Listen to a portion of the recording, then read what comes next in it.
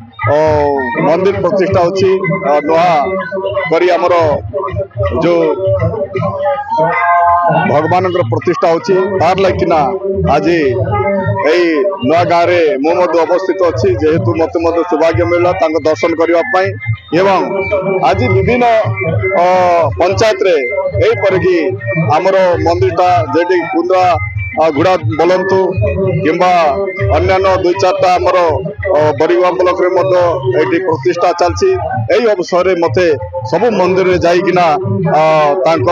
चरण में मुंडिया मांडिया मते सुजोग मिलते मु धन्यवाद मन करछि जेहेतु ये आमर परंपरा जोटा कि अच्छी आज दिन में महा प्रभु श्री लिंगराजंत्र जो अच्छी एसवी नुआगा मंदिर से मंदिर तारे आज प्रतिष्ठा होची तेणुक यही कमिटी मु धन्यवाद देवी जेहेतु मते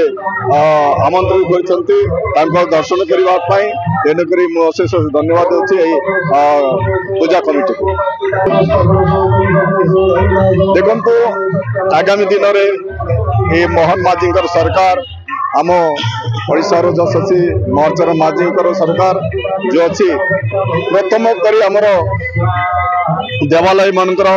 जो सौंदर्यकरण हो कि देवालय मानकर जो उन्नतिकरण हो से दृष्टि देउछि तेणुक मुझे आज मुझे देखिले ये आसिकिना ये गोटे बाउंड्री आवश्यकता अच्छी तेणुक मुझे मंदिर किछिटा मो बाउंड्री देवी बोलिक कमिटी को आश्वासन देछि। तो आमर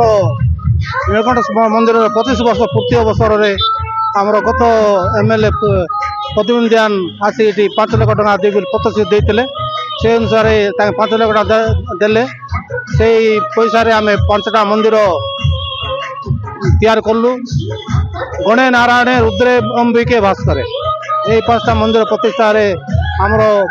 अंचलवासी बहुत साथ सहयोग कर आर्थिक साहाय्य देते आम कटपाड़वासी आम अंचलवासी मान बहुत बहुत धन्यवाद। यही आम प्राण प्रतिष्ठा उत्सव गत 25 तारीख आरंभ हो आज 2 तारीख रे पूर्णवती होगा जाऊँगी बहुत जनसाधारण आसी आज 4-5 हजार लोक आसी आज अन्न प्रसाद सेवन कर अंचलवासी बहुत बहुत धन्यवाद दूँ। नमस्कार। दिन आज पहुंची प्रतिष्ठार पर्वटा प्रथम आमर प्रथम दिन होता जला दिवस अंकुरारोपण आ मंडला दिवस होता ता परदिन पुणी थे देवतांकर मंडल पड़ा पर देवतांकर पुणी सूर्य पूजा गो पूजा होगी आमर शाला प्रवेश होता शाला प्रवेश पर संपूर्ण शालार पूजा कराई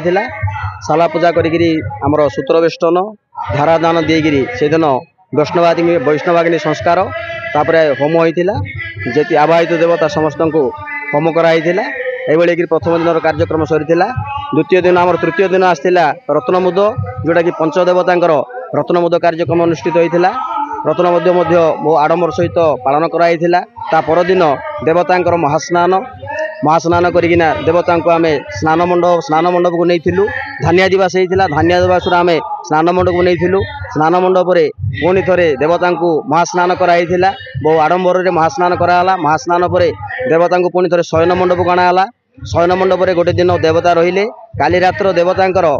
जीवन्यास होइछि आज पंचदेवतांकर जो जीवन्यास सरी देवता जाइकी आमर नगर परिक्रमा कले नगर परिक्रमा सरिया पर आज